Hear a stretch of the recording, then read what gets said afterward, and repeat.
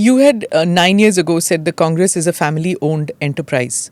Has anything changed in the Congress since then? It's not about the Congress alone. You see, the centrality of almost all political parties in India is a family.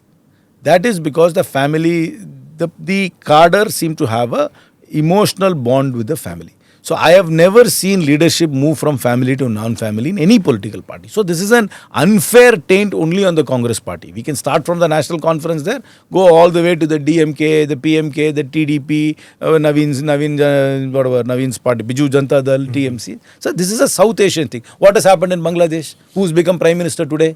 He was 17 years, he was in Britain.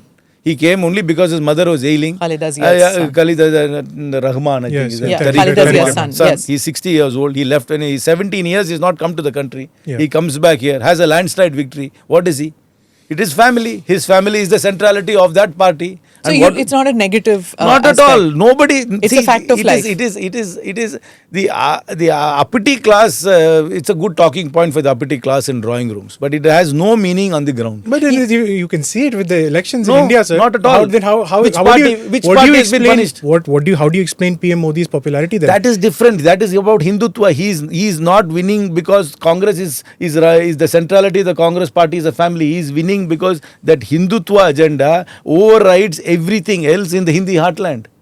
That's all. No, but Mr. Vajpayee also came from a non-family I agree. There are two Mr. political... Devegowda came, Mr. Gujral came, Chandrasekhar came. Devegowda is a bad example. Please, he runs the most family... No, I'm saying when he became Prime Minister, he didn't. But if you see brute force of the when was the last Gandhi who became a Prime Minister? No, that's what I'm saying. Precisely. Please educate Rajiv me. Gandhi. When was that? Rajiv Gandhi, 30 years ago. Yes. That's all. So it's not happened in 30 years. Yeah, but you said it 9 years ago. That's why when I said about the party, that is the party's leadership is centered around families. That is a South Asian phenomena, and that is the reality. And there is no point in fighting it because the cadre accept it.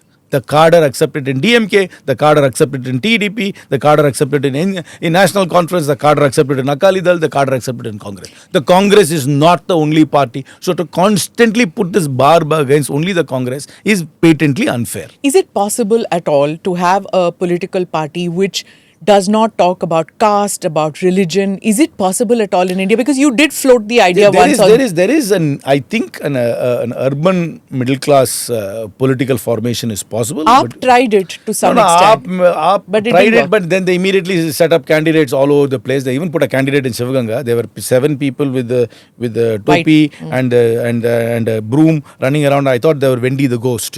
So that's how they looked like. So they should have stuck to an urban agenda. If they're only stuck to the metropolitan cities, they would have perhaps had a little bit more uptick, but now it's a sort even of... Even Prashant Kishore tried it, didn't work. I don't know what his politics is or what his agenda was. His was much more of a rural Bihar-based politics. I don't know. But again, sans caste, sans class, it can. But politics takes time. You can't just do one election and say my agenda has been rejected or accepted. It takes time. So, but there is, I think there is need for an urban middle class or lower middle class agenda based political formation, and that can happen within existing parties too, but existing parties don't do it enough. See, really we must see the struggle of somebody making who's moving from a village to a city, making 25,000 to 40,000 rupees. I think his or her struggle is worth chronicling and articulating politically. Will you push for that, as he said? I do it all the time. For 2029 as your... I do it all the time. But 2029, I don't know whether I'll have a national role. I'm not a national player. I mean, I know my limitations, and I want to be, first of all, a much more of a player in Tamil Nadu before I can, expand anything else. Karti sir, how is your relationship with Rahul Gandhi's advisors? Because with Rahul I don't Gandhi, know who he seeks advice from, but my relationship with him is fine. Who does he seek advice from? I don't know. That you should ask him. I don't know who he seeks advice from, but my conversations with him is very cordial. Even I had a very cordial conversation with him even last evening. So how do you see him as an LOP? Because it's the first time that Rahul Gandhi has become the leader of the opposition after Sonia Gandhi.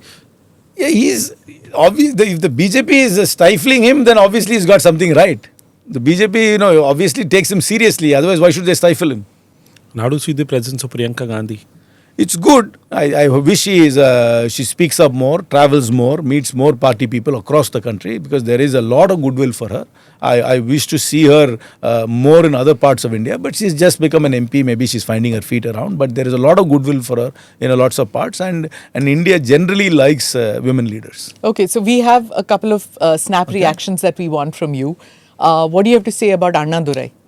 A great leader, well-read man of letters, absolutely articulate, great sense of timing and wit as well. Do youth in the state still identify with his ideas? Annadurai is still venerated in Tamil Nadu, but the original Annadurai's thoughts, I don't know how many the youngsters know about it, but he was an exceedingly well-read man who wrote extensively and spoke extensively. Okay. And he was a scholar politician.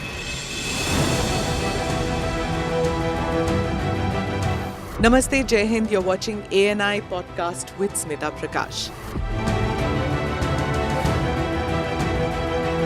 अगर हम उसको मस्जिद कहेंगे तो फिर विवाद होगा.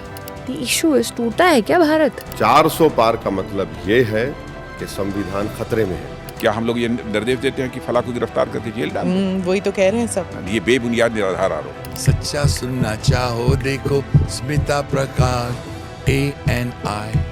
It does not lie.